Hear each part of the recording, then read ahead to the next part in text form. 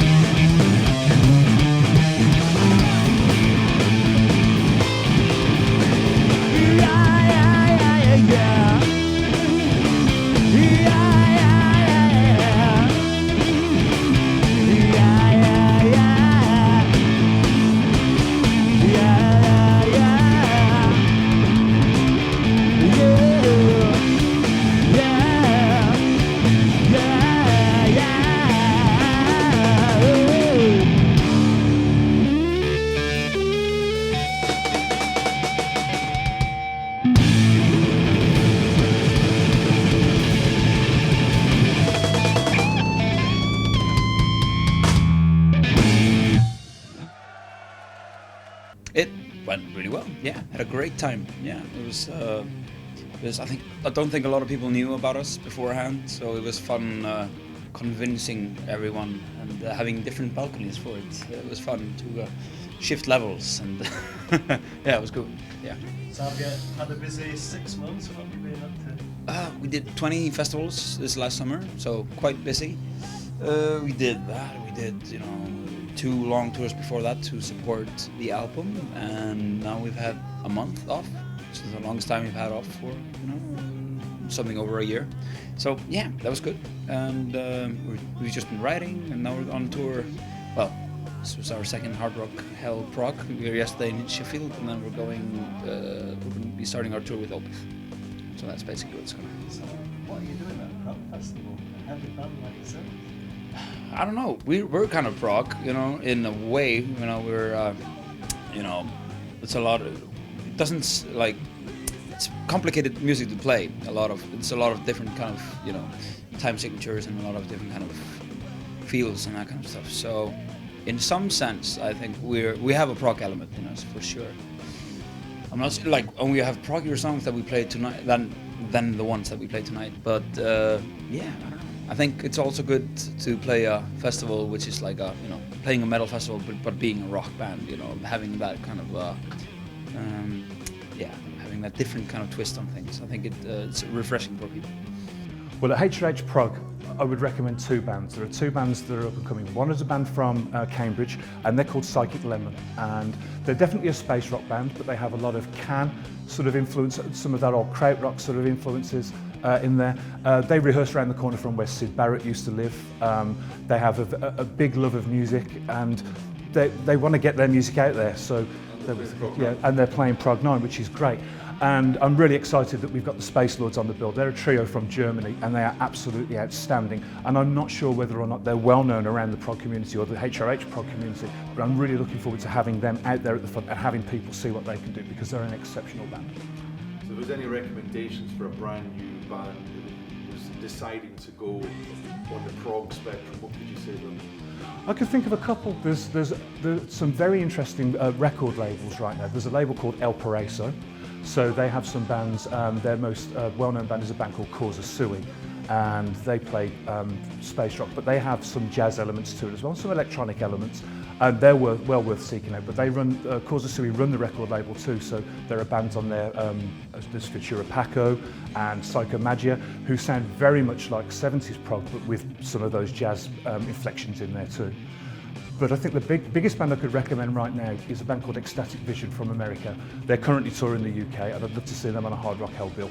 Their strapline is they claim that they take over where Hawkwind in the 70s left off, and they have a very raw rock and roll feel to them. And you can certainly hear Hawkwind in there, but they're absolutely captivated, and it's raw rock and roll.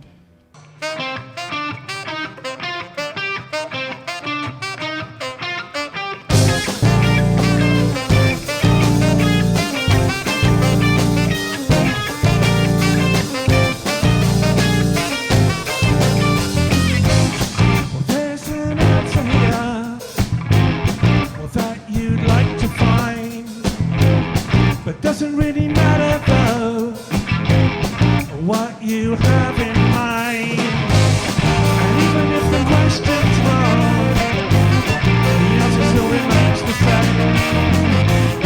And even though it's everywhere, no one wants to speak its name, no.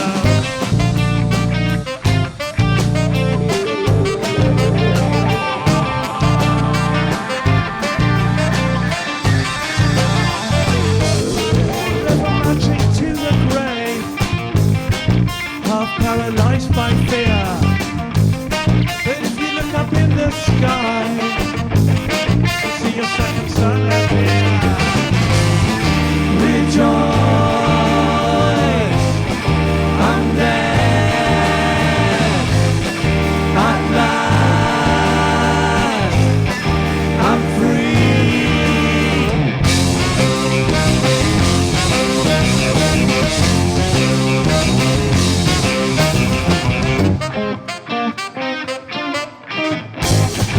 There is no escaping it. Don't stay, you really gotta find a way.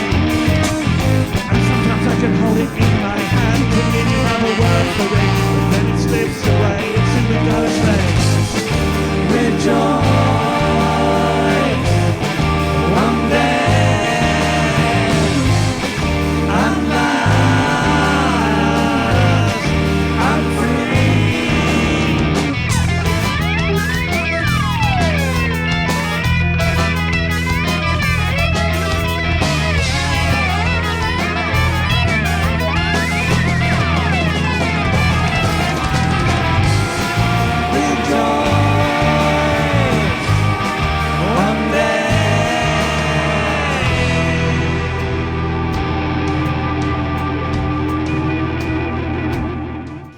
Well, it's been a pretty insane journey, because I always loved Gong. I grew up listening to, well, particularly Gong, and like I mentioned before, things like Henry Cow and Hatfield in the North, and also particularly what Fred Frith was doing, and all that kind of stuff around the Canterbury scene I was a really big fan of.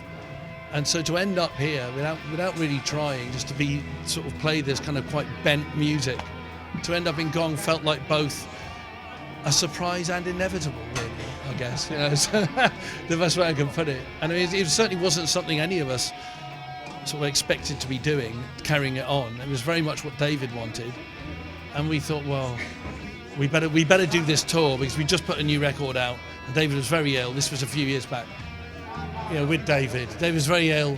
I thought, well, we better do this tour to promote the record. And then it was like, hang on a minute, this feels really nice, you know.